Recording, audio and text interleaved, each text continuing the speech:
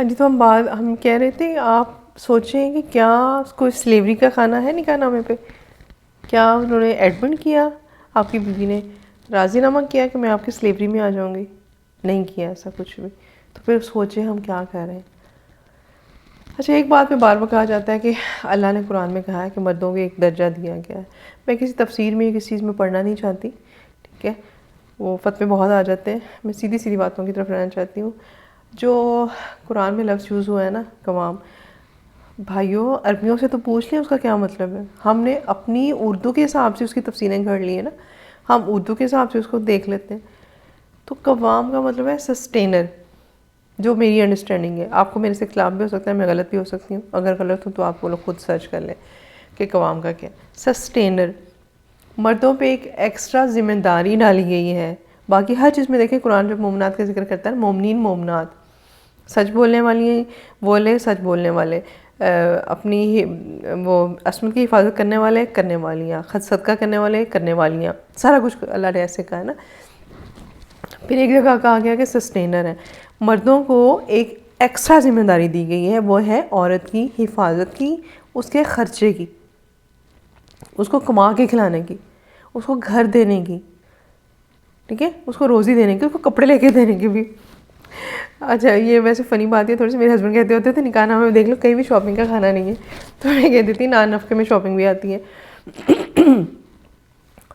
یہ lighter note, کیونکہ مجھے لگ رہا تھا کہ میں ذرا تھوڑی زیادہ دکھی ہو گئی، سیڈ ہو گئی ہوں، ذرا روڈ بول گئی ہوں، تو اس لیے میں نے آپ کو تھوڑا لائٹ کرنے کے لیے بات کر دی. اب یہ دیکھیں کہ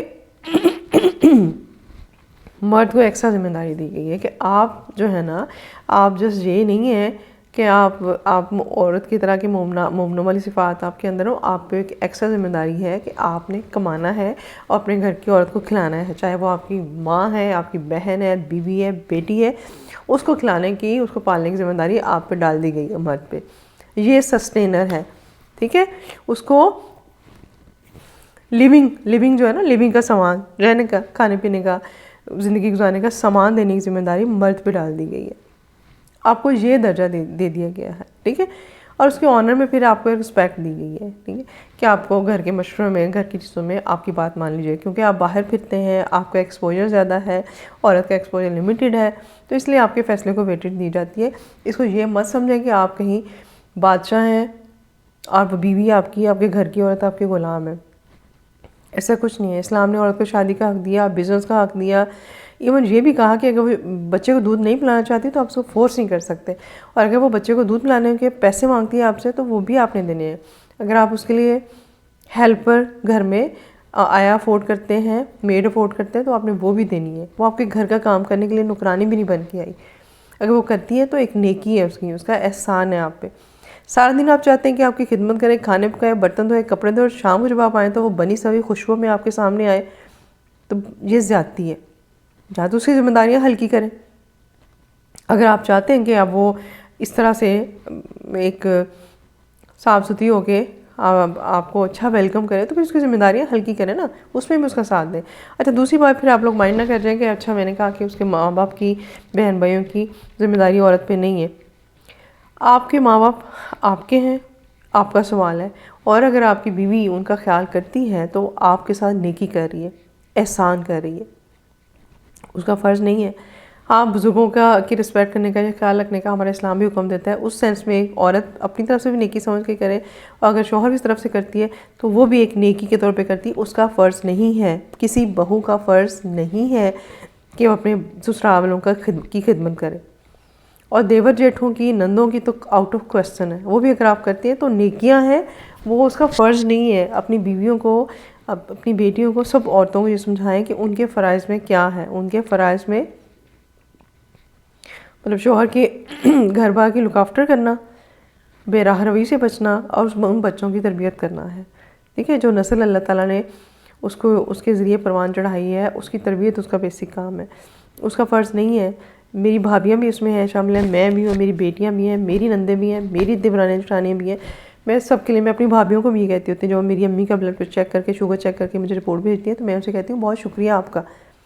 میری بھابھی اکثر کہتی ہے باجی شکریہ کس بات کا؟ تو میں کہتی ہوں یہ تمہارا فرض نہیں ہے، تمہاری نیکی ہے ہمارے ساتھ جو تم کر رہی ہو. جو تم میرے ماں باپ کا خیال کرتی ہو تو یہ تمہاری نیکی ہے.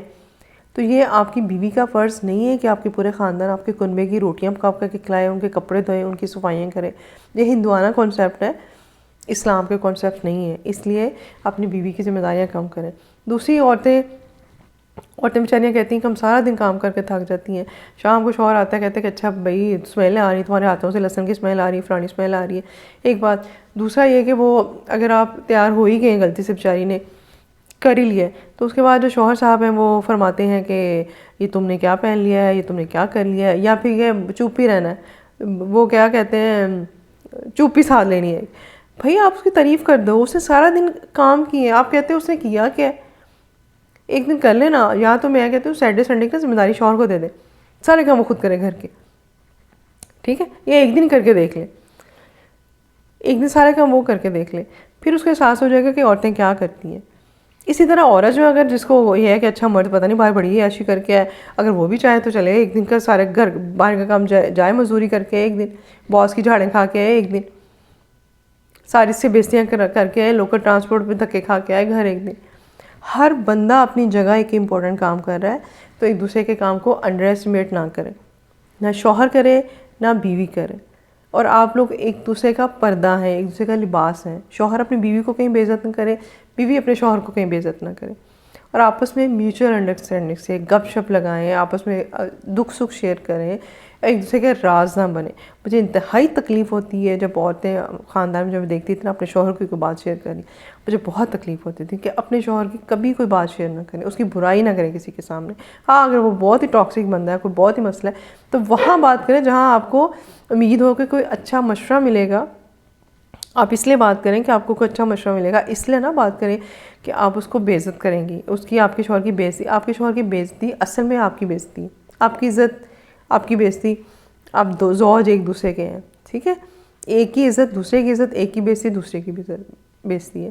تو عورتیں عام طور پہ لیس ٹاکسک ہوتی ہیں، شوہر زیادہ ہوتے ہیں، ٹھیک ہے. وہ حکم بھی زیادہ چلاتے ہیں، وہ آرڈر بھی زیادہ دیتے ہیں، وہ بدتمیزیاں بھی زیادہ کرتے ہیں، وہ عورت کے پہ روب بھی زیادہ ڈالتے ہیں، پابندیاں خاص طور پہ تم میکے کو نہ ملنا، تم یہ نہ کرنا. اللہ کے بندو ظلم سے بچو، تم بادشاہ نہیں ہو، تم غلام نہیں ہو، وہ تمہاری نوکرانیاں نہیں ہیں، تم لوگ زوج ہو. زوج کا مطلب ہوتا ہے کمپلیمنٹ کرنا ایک دوسرے کو، ایک دوسرے کا ساتھ دینا، ادھورے نہ ہونا، ایک دوسرے کے بعد ادھورے ہو آپ لوگ. تو اپنے زوج کو زوج سمجھے، سلیو نہ سمجھے. یہ دونوں کے لیے میرا میسیج ہے. شکریہ آپ کا.